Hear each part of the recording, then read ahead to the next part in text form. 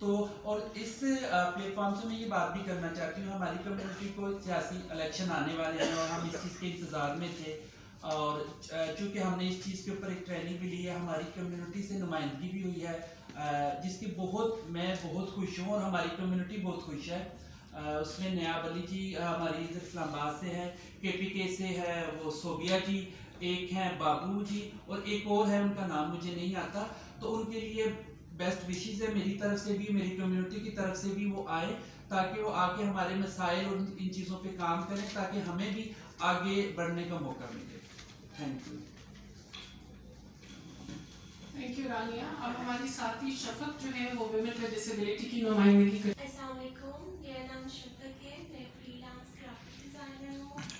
میں نے 2023 میں ایف ٹی آئی کی ٹریننگ کی اور وہاں سے مجھے بہت ساری چیزیں نالج میں ملی ہیں، اور ان میں ہم نے کافی خواتین سے ریلیٹڈ مسائل بھی دیکھے ہیں اور وہ سیکھے ہیں، ان کے مسائل کا حل بھی ہم نے نوٹ کیا ہے۔ تو کچھ پوائنٹس جو ہیں وہ میں آپ سے شیئر کروں گی۔ اس میں میں نے کچھ پوائنٹس دیکھے ہیں کہ پہلے تو اس بات کو یقینی بنایا جائے کہ سیاسی جماعتوں کی تمام تقریبات، دفاتر، مواصلات، رسائی کے کام عالمی معیارات پر عمل پیرا ہوں، جو اس کی سیاسی سرگرمیوں میں معذور خواتین کو شامل کیا جائے۔ دوسرا یہ ہے کہ معذور خواتین کو فیصلہ سازی کے عمل، پارٹی کمیٹیوں اور قائدانہ کرداروں میں فعال طور پہ شامل کیا جائے۔ ایسی پالیسیز تیار کی جائیں جن سے معذور خواتین کو مسائل درپیش جو ہے ان سے وہ نمٹ سکیں، اور صحت کی دیکھ بھال، روزگار، تعلیم اور سیاسی میدانوں میں فیصلہ سازی میں معذور خواتین کی نمائندگی کے مسائل کو حل کیا جائے۔ سیاسی معلومات اور پارٹی مواد کو قابل رسائی فارمیٹس میں فراہم کیا جائے، جس سے سیاسی معلومات تمام شعبۂ زندگی سے تعلق رکھنے والی خواتین، چاہے وہ خواجہ سیاح ہوں، چاہے وہ خواتین باہم معذوری ہوں، ان کو آسانی سے دستیاب ہو۔ ایسی جامع قانون سازی کی وکالت اور حمایت کی جائے جو امتیازی سلوک کے خلاف ہو اور خاص طور پہ معذوری کے باہمی تعلق کو حل کرے۔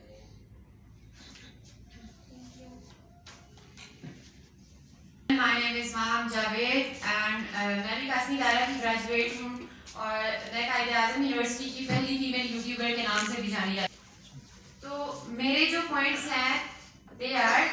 ایسی ماحولیاتی پالیسیاں تیار کی جائیں، ان پر عمل درآمد کیا جائے جو کہ مختلف جنسوں پر ماحولیاتی تبدیلی کے غیر متناسب اثرات پر غور کریں۔ میرا اگلا پوائنٹ ہے تمام سطحوں پر ماحولیاتی تبدیلیاں کے تخفیف اور موافقت سے متعلق فیصلہ سازی کے عمل میں خواتین کی مساوی شرکت کو یقینی بنایا جائے۔ ماحولیاتی تحفظ اور کمیونٹی ریزیلینس میں خواتین کے اہم کردار کو تسلیم کرتے ہوئے پائیدار ترقی کے عمل میں خواتین کی شرکت کو فروغ دیا جائے۔ اس کے علاوہ ہمارا جو نیشنل ایکشن پلان ہے that also calls for the role of women، جس میں کہ ہمیں خواتین کے رول پر بات کرنی چاہیے۔ نو ڈاؤٹ باقی ڈفرینٹ پارٹیز بھی اس پہ کام کر رہے ہیں، ہم ان کو اپریشیٹ کرتے ہیں، لیکن ہمیں اس کام میں تیزی لانے کی ضرورت ہے۔ Thank you. اور میں ایک لاء کی اسٹوڈنٹ ہوں۔ جیسے کہ میم نے ذکر کیا ہے کہ میں ریلیجیس مینورٹی کو بہت پروموٹ کرتی ہوں اور ان خواتینوں کے لیے کام کرتی ہوں جو بہت سی مشکلات سے گزری ہیں۔ تو ہماری بہت سی ایسی ساتھی ہیں جو کام کر رہی ہیں، اپنے ریلیجیس مینورٹیز کے لیے کام کر رہی ہیں اور اپنی کرسچن کمیونٹی کے لیے کام کر رہی ہیں، اور باقی بھی جتنی بھی مینورٹیز ہیں، تو ان کے لیے میں کچھ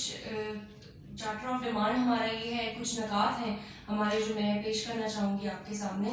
کہ ایسے پروگراموں کو نافذ کیا جائے جو ماحولیاتی بحران اور جنس کے باہمی تعلق کو اجاگر کریں، اور سیاسی جماعتوں کے اراکین اور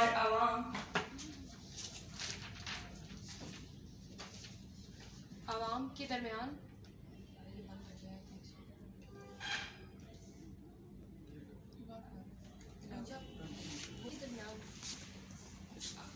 عوام کے درمیان بیداری اور افواہ و تفہیم کو فروغ دیں. مالیاتی انحراف کے صنفی اثرات کو تسلیم کرتے ہوئے مالیاتی تبدیلیوں کے تناظر میں خواتین کی مخصوص ضروریات کو پورا کرنے والے منصوبوں کے لیے وسائل اور فنڈ مخصوص کیے جائیں. یہ ایک چھوٹی سی ہماری ڈیمانڈ ہے اور ہماری سویرا پرکاش ہیں جو ریلیجیس منورٹیز پہ بہت کام کر رہی ہیں اور ان کی نمائندگی کر رہی ہیں. تو ہماری طرف سے ان کے لیے بیسٹ وشز ہیں کہ ان کی کیمپین بہت اچھی چلے اور best of luck. Thank you.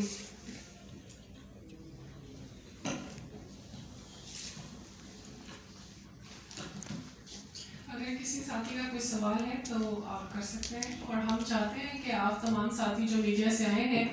اس کو رپورٹ کرتے ہوئے لینگویج کی حساسیت، خاص طور پر جب آپ خواجہ سرا افراد کی بات کرتے ہیں، جب آپ پرسنز ود ڈسیبلٹیز کی بات کرتے ہیں، خواتین باہم معذوری کی بات کرتے ہیں، تو اس حساسیت کو اپنے مد نظر ضرور رکھیے.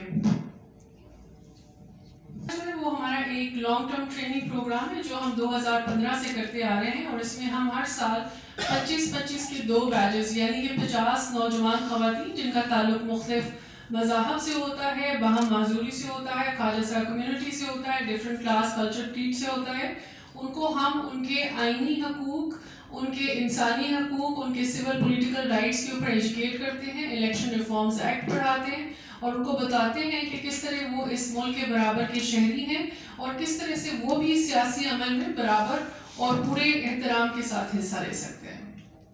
آپ نے چارٹر آف ڈیمانڈ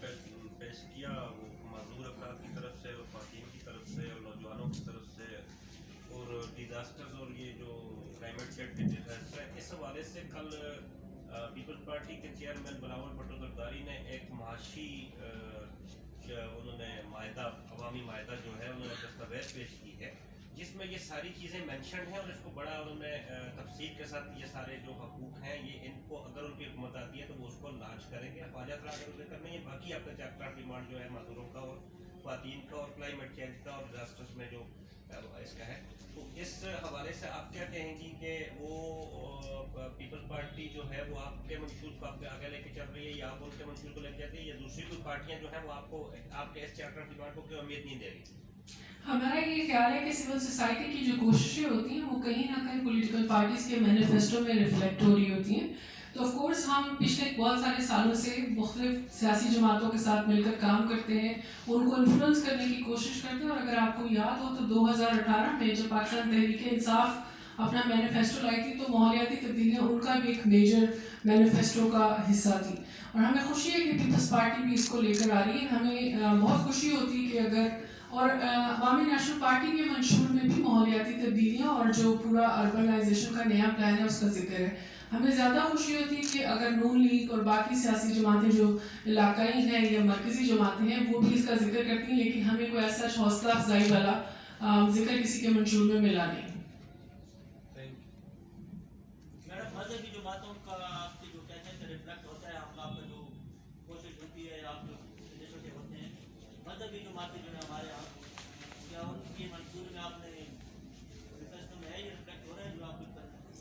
بحیثیت سول سوسائٹی آرگنائزیشن ہم تمام جماعتوں کے ساتھ مل کر کام کرتے ہیں. ہمارے لیے ہر جماعت جو ہے وہ ایک خاص ٹیک رکھتی ہے، کیونکہ جو مذہبی جماعتیں ہیں یا جو رائٹ ونگ کی پارٹیز ہیں ان کا بھی ایک خاص ووٹ بینک ہے، اس کو متاثر کرنا بھی ہمارے منشور کا حصہ ہوتے ہیں. تو ہم جماعت اسلامی کے ساتھ بھی لابنگ کر رہے ہیں، اور جو باقی بھی جو مذہبی جماعتیں ہیں ان کے ساتھ بھی ہم لابنگ کر رہے ہیں کہ وہ کس طرح سے پرو ایکٹیولی کر سکتے ہیں. اور اگر آپ کو یاد ہو تو جماعت اسلامی نے جو سندھ میں لوکل گورنمنٹ الیکشن ہوئے، اچھا وہ بڑی مذاکرہ خیز بھی بات ہے کہ ایک طرف تو سینیٹر مشتاق صاحب جو ہیں وہ شریعت کورٹ میں گئے ہیں خواجہ سرا افراد کے تحفظ کے قانون کے خلاف، اور دوسری طرف انہوں نے کراچی میں 2 ٹکٹس دیے 2 خواجہ سرا افراد کو جو زرعی حکومت بننے جا رہی تھی. تو میرا خیال ہے کہ ہم سب سیکھنے کے عمل میں ہیں. سیاسی جماعتیں ہیں چاہے وہ مذہب کے نام پر سیاست کرتی ہیں، معیشت کے نام پر سیاست کرتی ہیں، تو بیک اینڈ فورتھ چلتا رہتا ہے، سیکھتے رہتے ہیں لوگ. اور ہم بحیثیت سول سوسائٹی ہوپلیس نہیں ہے، ہم پر امید ہیں کہ پاکستان کا نظام بدل رہا ہے، تھوڑا سلو ہے لیکن بدل رہا ہے. Thank you very much. اور ہم امید کرتے ہیں کہ آپ لینگویج کی حساسیت کو ضرور مد نظر رکھیں گے. آپ سب ساتھیوں کا بہت شکریہ. Thank you very much. اور یہ بھی ایک چیز میں بتاتی چلوں کہ جتنے ساتھی آج اسٹیج پر بیٹھے ہیں یہ ان کی زندگی کی پہلی پریس کانفرنس ہے، اور ہمیں بہت فخر ہے اس بات کا کہ ہم مختلف طبقات کو اس لیول پر لے کر آئے ہیں کہ وہ بات کر رہے ہیں، اور ہم چاہتے ہیں کہ ہم نیشنل پارلیمنٹ کے اندر ان تمام طبقات کی ایکٹیو اور میننگ فل نمائندگی دیکھیں، اور وہ میڈیا کے تعاون کے بغیر ممکن ہے۔ سب کا بہت شکریہ، تھینک یو۔